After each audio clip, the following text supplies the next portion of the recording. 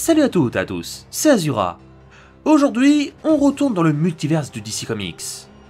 La dernière fois, je vous avais présenté le Batman Murder Machine, qui représente la peur de Batman de perdre Alfred. Et vous avez été très nombreux à vouloir un autre épisode sur les Dark Knight Metal. Aujourd'hui, nous allons nous pencher sur un autre Batman maléfique, qui est le Batman Devastator. Le Batman Devastator, ou Batman Doomsday, représente lui aussi une peur du Chevalier Noir, qui est que Superman devienne fou et tue tout le monde. Ça aurait été marrant d'avoir une fin alternative dans Batman vs Superman, où Batman serait devenu le Devastator. Bref. Sorti en janvier 2018, le comics Batman the Devastator va nous montrer comment un Batman sain d'esprit peut devenir un monstre de puissance brute. Avant de commencer son histoire, n'hésitez pas à me proposer dans les commentaires le prochain Batman Metal que vous voulez voir dans une vidéo. Bref, c'est parti. L'histoire de ce Batman Metal se passe sur la Terre -1. Cet univers ressemble vraiment beaucoup à l'univers de base. Bruce Wayne a perdu ses parents quand il était petit, il est devenu membre de la Justice League, et même devenu ami avec Superman. Sauf que là où tout va basculer, c'est quand Superman va commencer à péter un câble et se mettre à tuer tout le monde. La Ligue essaiera de le raisonner, mais furent tous anéantis par le Kryptonien. Après que Batman ait appris qu'il avait tué sa propre femme de colère, le Chevalier Noir de Gotham abandonna l'idée de le raisonner. Les deux hommes s'affrontèrent dans un violent combat, mais Superman avait constamment le dessus. Le surhomme lui trancha le bras avec ses rayons et ordonna à Batman de se rendre. Le Chevalier Noir comprit à cet instant qu'il ne lui restait plus qu'une seule option pour gagner ce combat. Il s'injecta une version modifiée du virus de Doomsday qui le transforma en un colosse recouvert de pics. Le Dévastateur frappa violemment Superman qui était surpris, puis l'écrasa au sol tout en lui crachant au visage un gaz de kryptonite. Superman, qui était gravement affaibli, se fit empaler par un pic généré par le sol avec le virus de Doomsday. Sans s'en rendre compte, Batman venait d'assassiner son meilleur ami. Le virus Doomsday avait également modifié sa façon de penser afin d'être toujours victorieux à n'importe quel prix. Alors qu'il partait, le Dévastateur tomba sur Batman Wulog qui lui expliqua qu'il existait un autre univers où Superman n'avait pas encore tué tout le monde.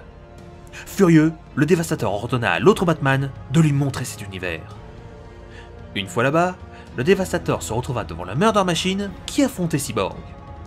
Après avoir fracassé et mis en pièces Cyborg, le Dévastateur reprit son apparence humaine afin de pouvoir approcher Lois Lane.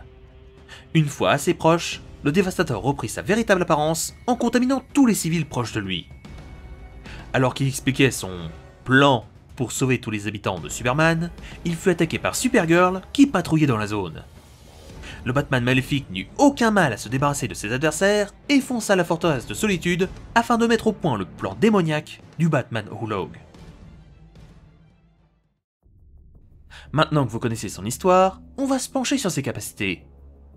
Vu qu'il s'agit d'un héros modifié, nous allons d'abord nous baser sur les capacités de base du célèbre Chevalier Noir de Gotham.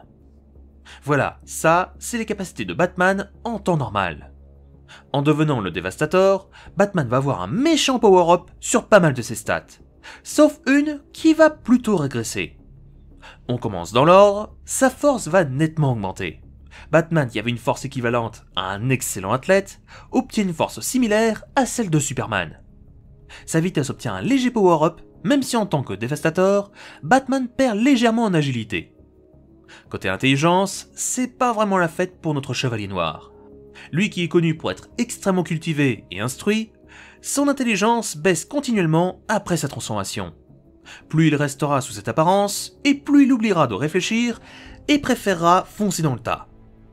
Pour ce qui est de sa résistance, le Batman Devastator booste pas mal cette stat, rendant le Chevalier Noir presque immortel. Sous cette apparence, Batman Devastator est, comme Doomsday, immunisé à tous les poisons, au temps, au virus, il peut se régénérer, et sa peau devient 4 fois plus dense et résistante que celle d'un humain normal. Passons maintenant à ses projections d'énergie, qui augmentent très légèrement, perdant toutes les armes à distance que le Chevalier Noir utilisait, mais gagnant à la place la capacité de pouvoir créer des ondes de choc et de pouvoir cracher des jets d'acide et de kryptonite. Et on finit cette liste sur l'une des stats de Batman qui reste inchangée. Batman étant un maître dans l'art du combat à distance ou à main nue, garde sa maîtrise des arts martiaux en devenant le Devastator.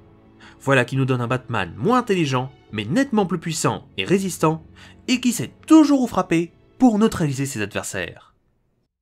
J'espère que ce nouvel épisode sur l'un des Dark Knight Metal vous aura plu. Si c'est le cas, tu peux t'abonner, mettre un petit pouce bleu et partager cet épisode. Ça serait vraiment sympa. Quant à moi, je vous laisse et on se retrouve la prochaine fois pour un combat bien sanglant entre deux personnages de l'univers de Marvel extrêmement connus.